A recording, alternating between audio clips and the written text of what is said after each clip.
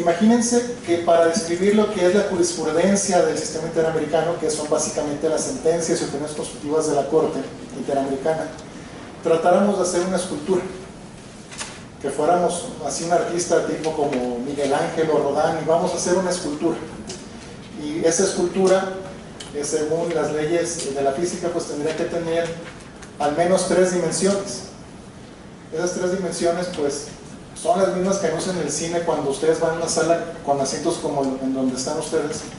Y esas 3 dimensiones son altura, anchura y profundidad. Y todos los objetos tienen altura, anchura y profundidad, en distintos tamaños, en distintas formas. A mí se me ocurre que pudiéramos hablar del sistema interamericano y más específicamente de la jurisprudencia de la Corte Interamericana haciendo un símil con un objeto.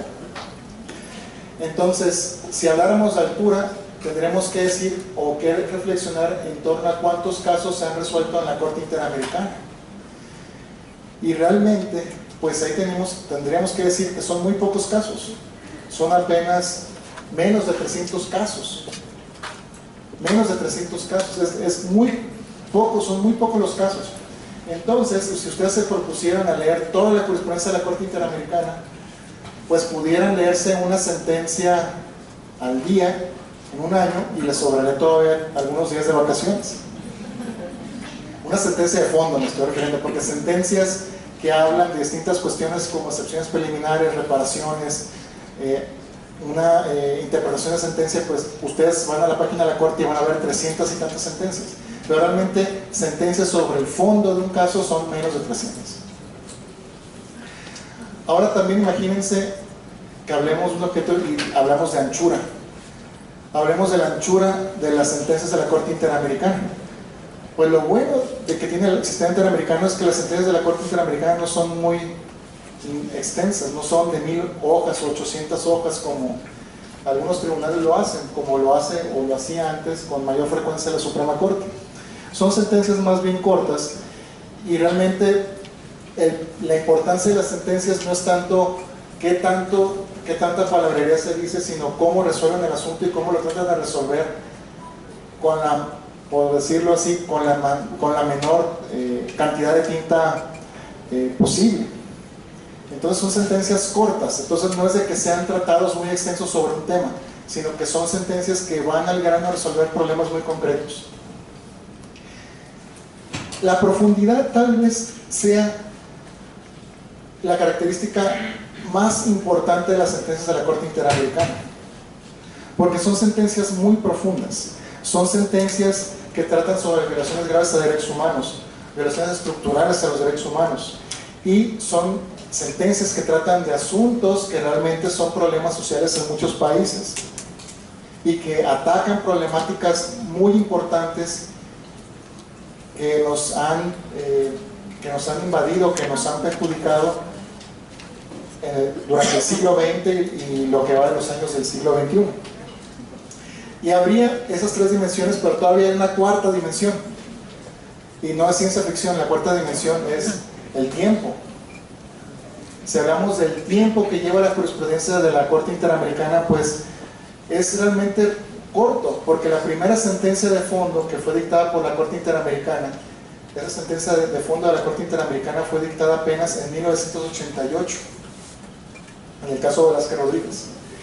Entonces no estamos hablando de que estas sentencias, estos precedentes, tengan un valor intrínseco por el tiempo que ha transcurrido desde que se dictó. Por ejemplo, hablar en Estados Unidos de una sentencia como Marbury versus Madison, pues nos remonta al muy lejano 1803. Imagínense, 1803, Miguel Hidalgo ahí todavía oficiaba misa y todo tranquilamente. Entonces, y estamos hablando ahora de 1988, que fue la primera sentencia de fondo, que bueno, un hecho histórico fue que el que era director de la CONADE ahí se estaba tirando clavados para ganar medalla, ganó bronce en Seúl. Entonces es muy reciente, o sea, la jurisprudencia de la Corte Interamericana es muy reciente. Entonces el peso que tiene o lo atractivo que resulta esta jurisprudencia de la Corte Interamericana no tiene que ver con el tiempo, no tiene que ver con cuántos casos son, no tiene que ver con que los casos sean demasiado extensos, sino tiene que ver con que los casos son muy profundos. Son muy profundos y breves, ¿no? Es una característica importante. Entonces yo les decía que eran profundos porque tratan de violaciones graves estructurales. En un primer momento. ¿Qué violaciones graves se han tratado? Se han tratado desaparición forzada de personas, tortura, ejecuciones extrajudiciales, masacres, violencia contra la mujer, entre otros casos. Y si ustedes me quieren preguntar después, yo les puedo dar ejemplos específicos. También la Corte ha conocido violaciones graves, pero también que son estructurales y que pueden ser estas mismas, pero que también se relacionan con contextos de discriminación estructural en contra de pueblos indígenas, en contra de mujeres. Y algunos de ustedes pensarán, bueno, pero es que las violaciones graves no son todas las violaciones o no son las únicas violaciones a los derechos humanos que existen. También hay otros derechos que, si se vulneran, pues también deberían dar o debería ser atención de los tribunales internacionales y constitucionales. Y esto, pues, aunque no ha sucedido con la amplitud deseada, también se ha dado en el sistema interamericano cuando se ha discutido los derechos de las personas a no ser discriminadas por su preferencia sexual. Y ahí están, por ejemplo, los casos de Karen Atala o el caso Duque contra Colombia, que se trata de personas que fueron discriminadas por su sistema judicial porque tenían una preferencia sexual diferente a la de los demás, o tal vez no diferente a la de los demás, sino distinta al estándar cultural impuesto. Y esto es muy fuerte porque lleva también un cambio cultural bastante necesario e interesante que se tiene que dar en estos años en Latinoamérica. Y también ha conocido casos que luego dicen los propios abogados que han trabajado en el sistema o que trabajan en el sistema interamericano, que son raros. Por ejemplo, la Corte Interamericana conoció un caso sobre fecundación in vitro, de una prohibición en Costa Rica para que se usara esta técnica. También ha conocido varios casos de libertad de expresión en diferentes vertientes, y también incluso ha llegado a conocer casos de mala praxis médica. Todas estas cuestiones, por ejemplo, la mala praxis no es una violación grave, pero son cuestiones que las vemos día a día en cualquier país de Latinoamérica. Y vemos también que no hay la capacidad institucional para responder a esas violaciones de derechos humanos. Entonces las sentencias de la Corte Interamericana, poco a poco, en muy corto tiempo, se han ido ganando una gran legitimidad. Porque son sentencias serias, porque son sentencias de calidad, y porque resuelven, como les decía, estos graves problemas nacionales que no se han podido resolver dentro de una jurisdicción en específico. Aquí, por ejemplo, podemos ver, si ustedes ven alguna audiencia de la Corte Interamericana, que de hecho va a venir ahora en agosto, creo que en un par de semanas, y pueden ir ustedes a verla, vayan a verla a la Corte Interamericana, y si no alcanzan lugar pueden verlo por internet. Pues mucha gente que va a ir ante la Corte dice, pues señores jueces de la Corte Interamericana, ustedes son los primeros jueces que yo veo, o son los primeros jueces que llevan mi caso, porque en mi país nadie me ha hecho caso, nadie ni siquiera se ha dignado a oírme con respeto. Entonces, así de fuerte es la incapacidad institucional en América Latina en muchas ocasiones para hacer frente a este tipo de violaciones a derechos humanos. Entonces, podemos decir que el sistema interamericano apuesta a la profundidad, apuesta a que sus sentencias, aunque sean pocas, tengan un impacto a largo plazo y en muchos países de América Latina para resolver una situación particular, y que esta sentencia al final pueda ser retomada por los tribunales constitucionales o por las autoridades. Y justo para que se haga esto, pues la Corte Interamericana desde 2006 ha ido diseñando un mecanismo que se llama control de convencionalidad, o ha ido dando directrices de cómo hacer eso por medio de este mecanismo que se le ha denominado, o esta doctrina que se le ha denominado control de convencionalidad. El control de convencionalidad básicamente nos ha dicho la Corte Interamericana, palabras más, palabras menos, que es la aplicación del derecho internacional de los derechos humanos. No nos dice por quién, cómo, cuándo, pero sí nos dice que es la aplicación del derecho internacional de los derechos humanos, y en particular la jurisprudencia de la propia Corte. Entonces, esta es la apuesta que hace el sistema interamericano, no para expandirse en número, no para hacer sentencias que puedan ser los tratados, no para esperar que pasen 30 años para que esto empiece a caminar en los países, sino es la apuesta para que esta profundidad que gozan sus sentencias, o que se intenta que gozan sus sentencias, se pueda retomar a nivel nacional. Ahora la pregunta es, ¿por qué las naciones obedecen el derecho internacional? Bueno, es una pregunta bastante compleja, pero preguntémonos, siendo un poquito menos ambiciosos, ¿por qué los jueces o por qué los tribunales retoman la jurisprudencia de la Corte Interamericana? La jurisprudencia de la Corte Interamericana, como ya les comentaba, es atractiva, es novedosa, está fundamentada y es respetada, y sobre todo es clara. Entonces, yo quisiera hacer un paréntesis con lo claro. Si ustedes leen una sentencia de la Corte Interamericana, ustedes lo van a entender, la van a entender. Pero quién sabe si ustedes entiendan algunos engrosos que saca la Suprema Corte, o algunas sentencias que salen en algunos tribunales nacionales. Esta claridad, esta cuestión de simplificar temas complejos, es una gran virtud de esta jurisprudencia.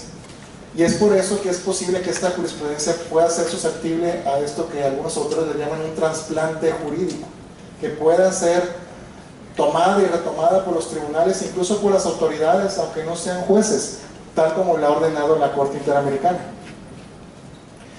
Entonces, la jurisprudencia de la Corte Interamericana, pues en primer lugar, puede dar a jueces y juristas una idea de cómo resolver un caso, una opción o un método para resolver un caso. Tal vez no les dé la respuesta correcta en este caso, pero les va a ser de utilidad para resolver ese caso. Y eso pues hace que esta jurisprudencia sea útil. Y eso también nos permite tener precedentes, tener una idea de que se ha dicho antes cuando hay asuntos que no se han resuelto en México. Entonces, en primer lugar, la jurisprudencia, aparte de atractiva, es útil. Y también es útil porque en América Latina en general vivimos un proceso de renovación institucional a varios niveles. En justicia constitucional, en justicia penal, y por eso ahorita estamos sufriendo un poco o mucho con la implementación del sistema acusatorio en materia penal. Estamos también implementando una reforma a la ley de amparo, y la ley de amparo se publicó hace 3 años. Y esos procesos que son, digamos, muy mexicanos ahorita, pues también se han vivido en otros países y se viven en otros países. Entonces esos procesos de cambio son regionales. Entonces la Corte Interamericana ha sido protagonista en esos procesos institucionales y también ha sido acompañante de los mismos. Entonces ustedes podrán ver que tribunales latinoamericanos en muchas ocasiones citan a la Corte Constitucional Colombiana, que la Corte Suprema de la Nación Argentina cita a la Corte Interamericana, que en Perú hay un tribunal constitucional que muchas veces, en muchas ocasiones, llegó a hacer sentencias interesantes, también con base en la jurisprudencia de la Corte Interamericana, entre muchos otros países. Entonces, hemos visto que la jurisprudencia interamericana, que a veces se citaba aisladamente, pues ahora ya la estamos citando porque nos es útil. Entonces nos atrae y nos es útil, nos resuelve problemas y tenemos ya una relación con esta jurisprudencia. Entonces pasa como en las relaciones humanas o en las relaciones de pareja, por ejemplo, que una relación pues se va, cuando se establece, va avanzando y pues también se van generando obligaciones. Si primero iban al cine, luego se iban de vacaciones, luego ya se fueron a vivir juntos. Entonces ya ahí se están generando obligaciones más fuertes. Y en alguna forma el sistema interamericano lo hemos invitado a vivir con nosotros. Muy específicamente con lo que sucedió hace 8 años, con la reforma constitucional en materia de derechos humanos. Ahí le abrimos explícitamente la puerta al derecho internacional de los derechos humanos.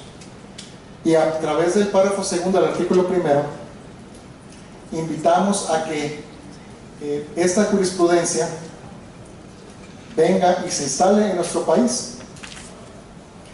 Y la Corte Interamericana ha hablado en el marco del control de convencionalidad de estas obligaciones o de esta faceta del control de convencionalidad. Cuando nosotros como México somos condenados por la Corte Interamericana, tenemos obligación de acatar exactamente lo que nos ordena la Corte. Y esa faceta del control de convencionalidad, ha dicho la Corte Interamericana, que es en torno a la res judicata o a la cosa juzgada. Pero también la Corte Interamericana nos ha dicho que estamos obligados a respetar los demás precedentes de la Corte Interamericana en casos y opiniones consultivas, en donde México, en los casos, por ejemplo, en donde México no ha sido parte, porque tenemos una obligación en general con el sistema. Entonces tenemos una cierta lealtad que tenemos que respetar con el sistema. Entonces, estas obligaciones que surgen de la relación que hemos tenido con el sistema interamericano, que hemos llegado incluso a constitucionalizar, pues nos invita, nos presiona, nos obliga a que la escultura de nuestro propio sistema judicial mexicano cambie. Esa escultura que tenemos, básicamente la estamos remodelando, la estamos volviendo a hacer. Por ejemplo, hablemos de las mismas cualidades de altura, anchura y profundidad y tiempo. En altura tenemos muchos precedentes muy viejos, pero muchos de esos precedentes violan derechos humanos, no nos sirven, y tenemos que cambiar toda esa tradición, lo cual no es fácil. Y esa tradición a veces no es solo tradición de los casos, es también tradición jurídica. Vean con qué libros se está estudiando en las facultades de Derecho. Libros que se editaron por primera vez en 1950. Vean también que la anchura de las sentencias, aunque ha mejorado, sigue siendo bastante vasta. Y también estas sentencias, estas ejecutorias no son accesibles, ni son agradables a veces de leer. O sea, yo me he leído varias ejecutorias de la Suprema Corte, pero no es un ejercicio, salvo algunos casos de algunos ministros que sí escriben muy bien, hay otras sentencias que sí es muy complicado, incluso entenderlas para un abogado, y esto debería ser entendible para cualquier persona. En tiempo, pues todo esto se suma y tenemos tradiciones que tenemos que cambiar para adaptarnos a esta nueva profundidad, o a este tipo de profundidad. Profundidad que en nuestro sistema jurídico no tenemos, o no teníamos. Y esta falta de profundidad en el análisis de los derechos humanos, pues la estamos queriendo compensar desde hace 8 años con el Derecho Internacional de los Derechos Humanos. El problema es que estamos cambiando esta estructura, esta escultura, esta figura en su altura, anchura y profundidad, pero a diferencia de los grandes maestros del Renacimiento como Miguel Ángel, no tenemos un boceto de cómo va a quedar eso. Y ni es un solo escultor, sino es mucha gente que le está metiendo mano ahí. Entonces a veces llega alguien y le arranca un pedazo de la piedra, luego otro viene y se la pega. Hay a veces sentencias o ejecutorias de la Suprema Corte que nos dicen más o menos debe ser esto así, asá, como el expediente Varios 912, la contradicción de 693, pero luego a veces los mismos escultores van y modifican eso y no siguen ese boceto. Entonces, ese es el gran reto.